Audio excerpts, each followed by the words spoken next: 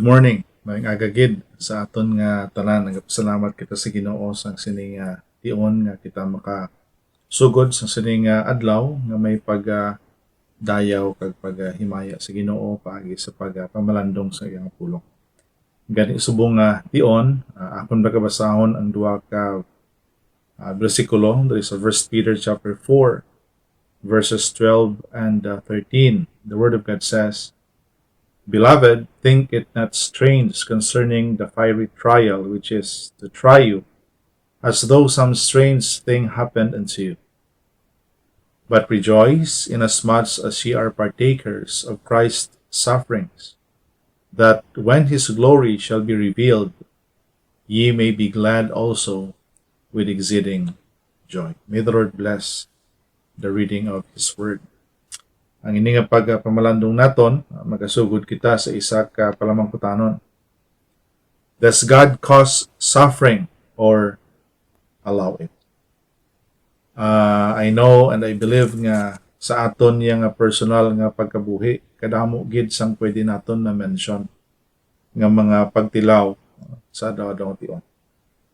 Whether it is sickness, ayhan may mga kakulangan sa mga financial nga kinanglanon, may mga conflict, or sometimes accident. But then kung tanaw naton diri, these are experiences nga kung sa diin makita naton God is still good. Because of all the lists of your mahambal naton sufferings, still ang Ginoo nag-allow sa aton sa sining mga tinion to enjoy and to reminisce kung paano kita ginbuligan sa Ginoo, paano kita ginabuligan sa Ginoo ayhan. Maybe at the present, may ara ikaw ya sa ginaagyan or may ara kita sa ginaagyan sa kabuhi naton, and even in the future. That is the promise of God. Kag ang palamangkutanon balang nga kinanglan gid sa Ginoo nga ihatag ini sa aton. But then kung aton lang yang nga tulokon sa tawhanon nga panguna-una, it is a burden for us. Hindi ini manami o kung matakom sa una-una kag balatsago naton nga may ara kita ginaagyan sang pareho sini. But then, knowing that Apostle Paul is always telling us that sufferings is only temporal. But sing ganon, hindi gusto sang Ginoo nga i-dwell naton ang aton una sa sina lang nga mga butang. But then kung may ara pa nga ibutang naton ang aton niya tagipuso na guna-una, kung paano ang Ginoo nangin maayo sa aton. Una gid nga makita naton sa sini nga pagtuon naton why Christians can even rejoice in the midst of trials. Kaga nga gina-allow sa Ginoo ang ini nga mga sufferings nga maglabay o kon na-experience nato. May ara gali nga positive kaga matahom gid nga sabat sa sini nga mga palamangkutanon. Una gid, because suffering or sufferings keeps this world from becoming too attractive. Ang Bible naghahambal that we are pilgrims sa sini nga kalibutan. Naging mention, suffering keeps this world from becoming too attractive. Di kun imo lang niya kung sa aton lang una mahambal naton ang kalibutan, kadamo man sang iya gusto man nga i-present sa aton. Nga kung kaisa kalimta naton nga may Dios, kag nagakinahanglan kita sa Dios. Kaysa tungod sang tanan nga maayo kag kaayo daw nalipat na kita magtawag sa Dios kay daw para sa aton wala kita kinahanglanon. And sometimes nawili kita sa kalibutan kag sa mga butang nga usad diin temporaryo nga abi naton amugid ang makahatag sa aton sang kalipay asa sa ulihi. But then the Bible tells us this world is not truly our home. Hindi mo ya pag-ibutang ang imo balatyagon, ang imo nauna, ang imo nga tanan diri sa kalibutan, knowing ang kabuhi naton is temporary man. Magauntat gid, may katapusan gid ang kabuhi naton. Pero ang Bible naghambal, sa pila ka adlaw may kabuhi kita nga wala sa katapusan kung ikaw kag ako nagtuo nagkilala sa iya kay nagbaton sa iya nga aton Dios sa personal nga manuluwas.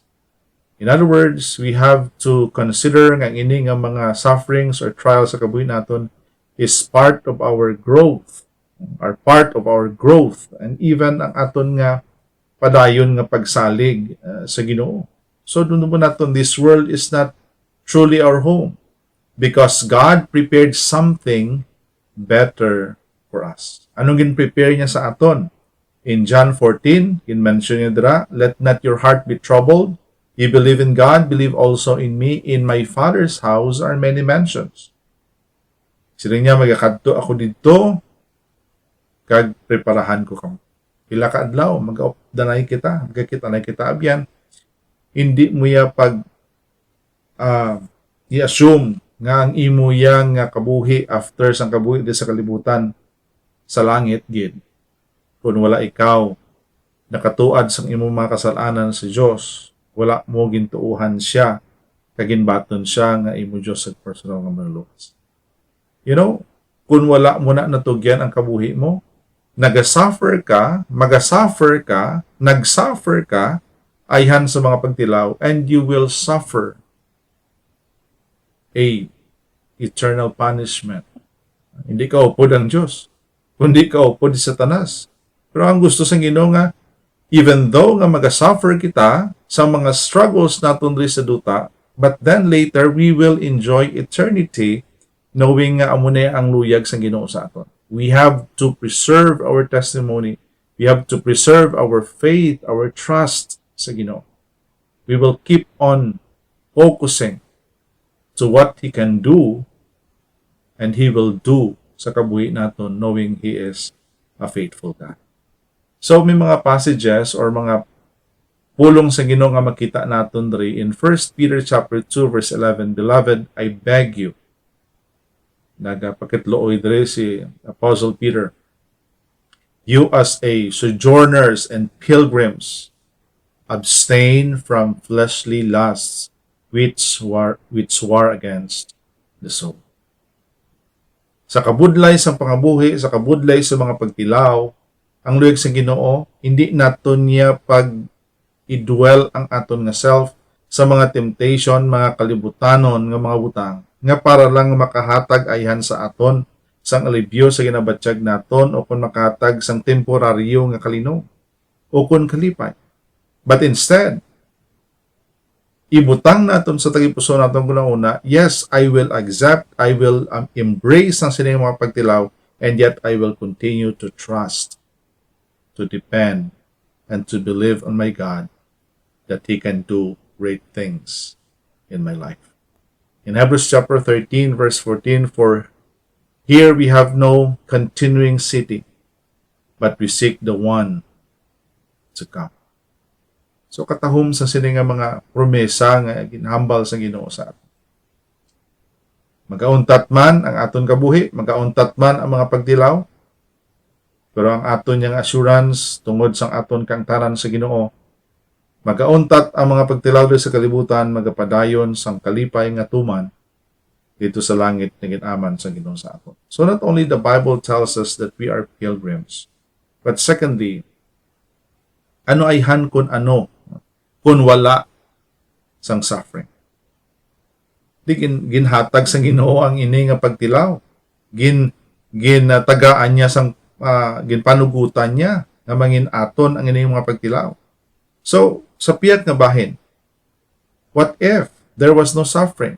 Ano ay han ang pwede nga matabo o kung posible nga matabo sa kabuhi naton? No one would want to live this temporary work. Kung imo nga tanawon, kadamo sa mga tao yang nalipay na kung anong may ara sila sumo. Which is good man, nami man, kasi kung anong may ara sumo. But then, ang kabudlay dira kay nga nalipay sila, they are contented of what they have right now, but then they are what? They are nothing when it comes naman sang kabuhi sa pila ka adlaw nga wala sa katapusan. Ang masubo pa kay nga kung wala sila nagtuo sa Ginoo, wala sila nagkilala sa Ginoo, ang ilaya nga ma-experience wala katapusan nga pag-antos. Amo na yang wala ginhandom sa Ginoo sa aton mga katawhan. But then ang kalipay, ang alibyo, ang pag hatag sang victory sang Ginoo sa aton pila ka adlaw is not here in this world, but to the place that God prepared for us. Ang pangadua pa gid nga makita naton, if there was no suffering, no one would desire the eternal home. Kaya rin naman lang tanan mo. Kalibutan, maatag niya man. But then, ginhambal sang Bible, ang sufferings ari part sa kabuhi naton. It is a testing or testings nga ginhatag sa Ginoo sa aton, ano gid bala ang pagsalig naton sa iya. Ano gid bala ang aton nga pagdepend sa iya, ano gid bala ang aton niya nga pagtuo sa iya. Is it genuine o kon istorya lang nga luyag naton nga ipalinton lang sa iba. But then, these are the preparation nga ginhatag sa Ginoo sa aton kung paano man i-test sa Ginoong aton balatyagon, aton tagipuson ang aton kangtanan sa iya. Nga sa kung ano man nga paghatag sa aton sa kabudlayan, sa pagkabuhi naton, sa pag-alagad naton sa Ginoo, whether it is persecution, and yet we will what? Cling on the promise of God that we will continue to believe, to serve, to trust, to worship Him in anything and in everything. You know the third one here? The affairs of this life are so ordered. Ang Ginoo wala lang nagbutang sang isa ka senaryo nga daw panumdumon pa sang tao kung ano. Ginbutang niya ang senaryo para makita naton ang dalayon sina. Ginalaw niya ang iya nga suffering because ang iya natulog is kung paano gid ang tawo nga mag-uyat sa sina nga promesa sa Ginoo nga siya mag-look forward sang mga langit don nga mga butang rather than sa mga kalibutanon nga mga butang. So the affairs of this life are so ordered. Why? Nga ginhambal diri that the world soon loses its attraction. It is a testing. Di gibala ang saligan sang tao. Ang kalibutan nga pila ka adlaw kwaon ni dulaon ni gubuon ni sa Ginoo. Ukon ang mga butang nga wala naton ay nakita sa siningwan tiniyon kay wala ta pa man kakita sang langit kit. It is only an imagination na ginhambal sa aton in John the Beloved. Na ginhambal ni dira about heaven in Revelation 21. But then, ang luyag sa Ginoo nga bisan wala nato nakita, wala pa nato nakadtuan, knowing that the one who gave that statement, who shared that story is John the Beloved, tungod nga kaupod niya ang Diyos. Sa sina nga mga tinion nga gitagaan siya sang opportunity, a glimpse of heaven. Ginatuuhan nato, ginapatihan nato na.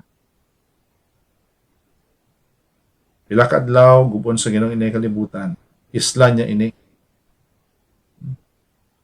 Ang aton I mean nga huna-huna kag aton nakabuhi isla niya sang langit nun nga mabutang nga mo na iya ang mag-atubang sa Ginoo. Kaya mo na sang amo na iya ang gin-mention sa pulong sa Ginoo. Ang kalibutan niya gubuon niya kit. Wala sang may mabilin nga kalibutan. Wala sang may mabilin nga mamatakom nga mga butang dahil sa kalibutan. Because it is temporal. But ang isla niyang kabuhi naton, isla niyang lawas naton, sang hindi mamalat yun, kag ina magkakabuhi sa wala sang katapusan dito sa langit na ginama niya sa aton. Pero abyan, dumdumon mo gid. Kung ikaw wala pa nakahatag sang imo kabuhi sa Ginoo, you will live for eternity. Kung anong klaseng eternidad na? Kung wala ka nakakilala sa Ginoo, wala ka nagtuo sa Ginoo, at eternidad ina sang pag-antos. Kag hindi ina eternidad nga kaupod sang Dios. Abyan, ang handom sang Ginoo sa imo nga magkabuhi ka sang wala sang katapusan dito sa langit kaupod niya. Wala siya sang gusto nga may mawasi nga tao. Kag hindi niya gusto nga isa ikaw sa mga mawasi kag hindi niya ikaw gusto nga ikaw isa sa mga wala nagtuo o kung hindi magtuo sa iyo. This is a time for you to realize. Bisan sa anuman nga victory nga imong ginagyan, anuman nga butang nga mahambal mo, okay na po. But then sa tanan nga kaayo, sa tanan nga maayo, kinanglan gyapon naton ang Diyos. You know, the reality in this world, most young people may want to live forever. But by the time a man reaches sang pag-untat sang kabuhi, okay, mahambal naton. May katapusan ginang kabuhi sa kalibutan. Kaya ang forever nga luyag sang Ginoo nga experience naton is to the place that He prepared for us. You know, kung may ara pa kita nga i-desire sa mga tinion, nga every time may aras sa pagtilaw, batuno naton with an open hands. Let us embrace it. Ibutang sa una-una mo, Lord, salamat sa sining mga pagtilaw. Salamat sa sining mga challenges. And it reminds me of your goodness and faithfulness. Ari ini, because luyag mo nga ipakita sa akon ang kabuhi pila ka adlaw nga kaupod sa imo.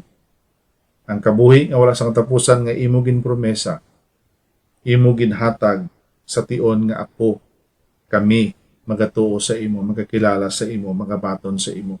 Nga mon Diyos sa personal ng manlunas. Abyan, let us continue to serve the Lord. Let us continue to trust in Him.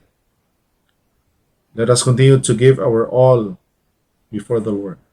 Let us be faithful. Anuman nga kabudlay, anuman nga kasakit, just taste and see the goodness of God. Let us pray. Father, we thank you for your word. We thank you for this realization that indeed, ang kabuhi namon sa sining kalibutan ang malagilang. Pero salamat nga ang imo nga gina padumdum sa amon ang mga butang nga wala sa katapusan, nga kalipay, nga kadalagan, nga aral lang gid sa imo. Kung kami magkilala, magtuo, magbaton sa imo nga amon Diyos sa personal manuluwas. Nagpuli kami, nga sa amon nga pagpanlakaton, pagkabuhi sa imo, tungod nga kami may kaangtanan na sa imo, kaya kilala namon ikaw, ginbato namon ikaw.